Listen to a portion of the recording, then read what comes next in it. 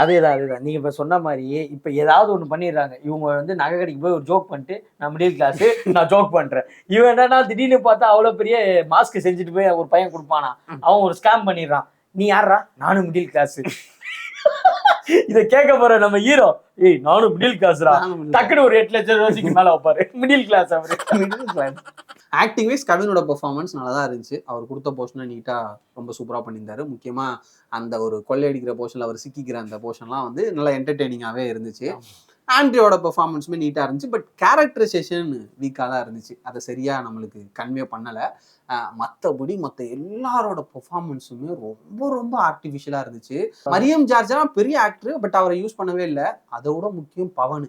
அவரை வந்து வட சென்னை ஆடுகளம்லாம் பயங்கரமா பார்த்துருப்போம். ஏன்னா அவர்லாம் வட சென்னையில நின்னாலன்னு சொன்னவரை இங்க டவுன் இல்லாம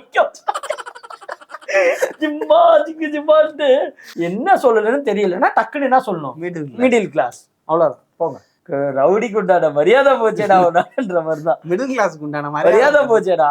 ஆனா கடைசியில கைத்தட்டு வாங்கிடுறாங்க அந்த மிடில் கிளாஸ். மிடில் கிளாஸ் மொத்தத்துல இந்த மாஸ்க்கு மேபி எதிர்பார்ப்போட போனீங்கன்னா ஏமாற்றம் இருக்கலாம். ஆனா கடைசியில அந்த மிடில் கிளாஸ் மந்திரத்தை போட்டு ஒருவேளை படம் நல்லா இருக்கோ அப்படின்ற ஒரு சின்ன தடுமாற்றத்தை நமக்குள்ள கொண்டு வந்துடுறாங்க. ஸோ படம் நல்லா இருக்கா ஆவரேஜா இருக்கா அப்படின்றது பாக்குறவங்களை பொறுத்து தான்.